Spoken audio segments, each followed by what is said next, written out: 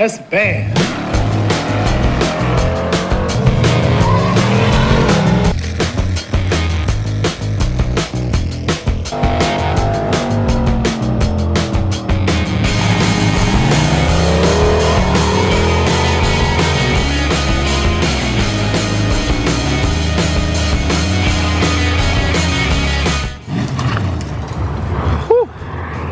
All right, we finally got some more pieces to the puzzle for the LS Fiero. We can get back to work on it. So in this box is the alternator bracket from Pickardt Performance. Go check them out on Facebook.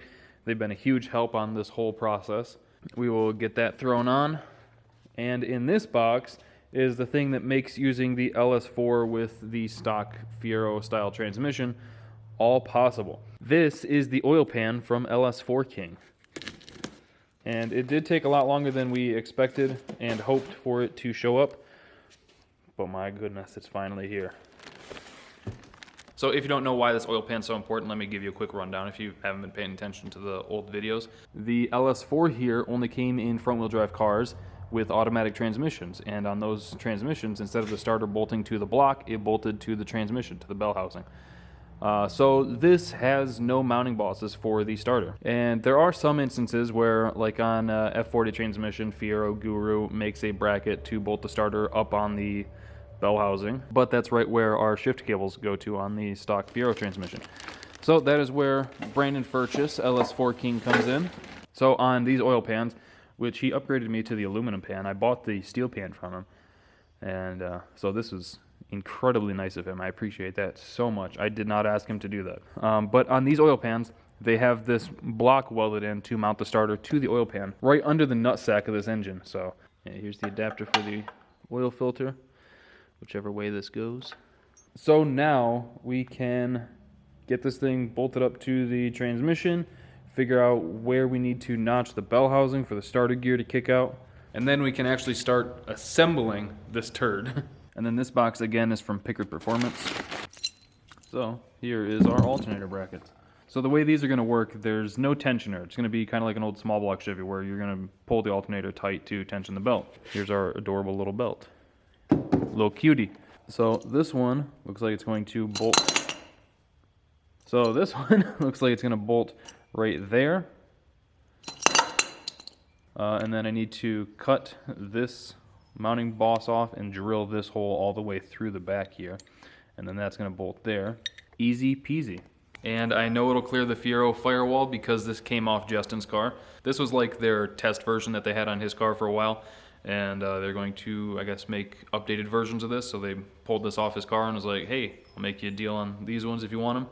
And I was like, yeah, that'll save me a bunch of time making my own. Which I was just going to copy this basically anyway. For anybody who's interested, they do make their own like swap kits, alternator brackets, stuff like that. So again, go check out Pickardt Performance and go check out LS4 King. I'll try to remember to put their links in the video description below. Let's start at the front. I need to get this Mazir water manifold off so that I can put the proper timing cover on, because this is one that I had just to keep stuff out of the engine.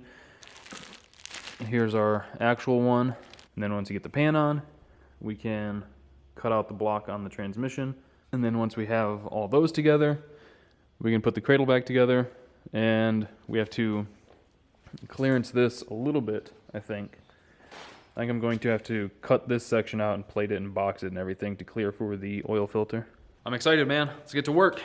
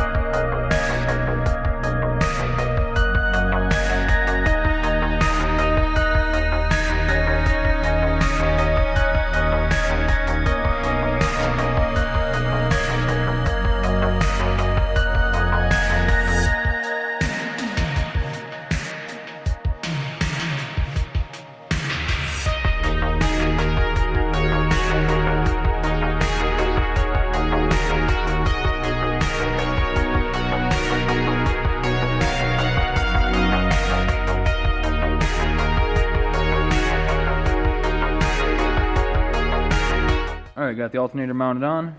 Everything looks good. You can see how it tensions. There's 2 bolts down here. You'll tighten this one to draw it in, and then that one's a lock nut. My plans were foiled when I noticed that there's no crank seal in this timing cover, so I gotta get one of those, which is frustrating. I don't think I could get one out of that without destroying it. So yeah, now we can get it lifted up and get the oil pan on it.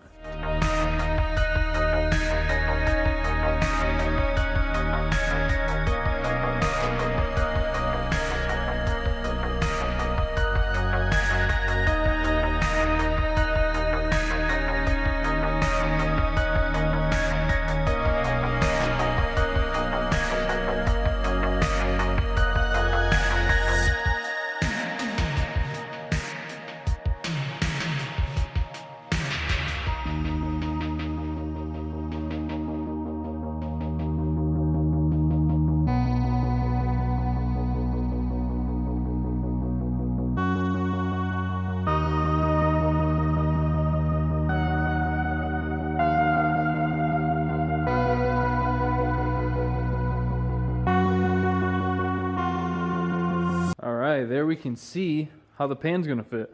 Fits great.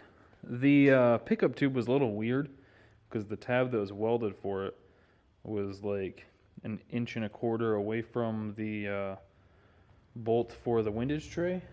So, I mean, it felt super solid. I don't think it'll need anything. It had a really thick flange for where it bolts at the oil pump. But yeah, now you can see the starter's gonna mount right in here, and it just has to go kick out right there. So that should work. Sweet. The only thing that's a slight bummer is the drain that comes with it is on this side, because when you're in a front-wheel drive application, this is the side towards the front of the car. So it makes sense why he has those defaulted there. I think I'll be able to make it work still. Maybe. Maybe not. It won't be a big deal to pull it off and weld something over here. I got the axle right here. We'll figure it out.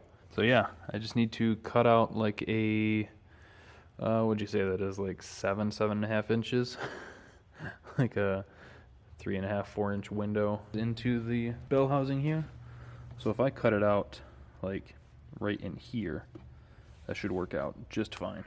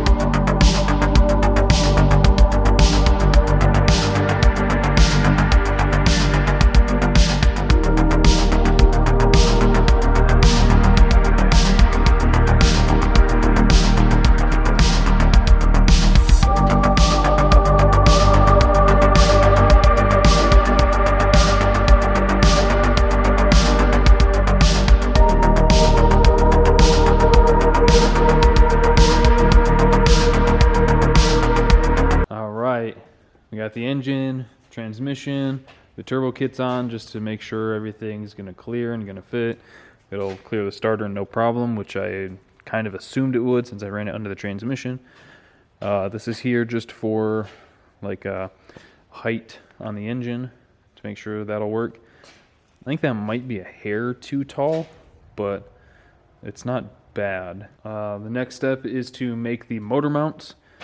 I'm not going to get real wild with that. I'm just going to make a plate for this. It'll bolt on. I'll weld 2 tabs to it and then just make a piece that goes from this up to that. That'll definitely be the easier side. Over here, it's kind of a lot going on. I have the axle running right through here, like real close to the back of this. Not touching, but you know, real close. So yeah, I don't know how viable this as a motor mount will actually be, just because of the exhaust and the axle here. So I think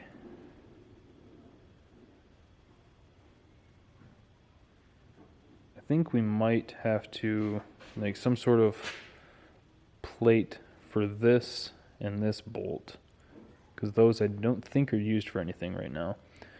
And then I could make something that comes over the axle.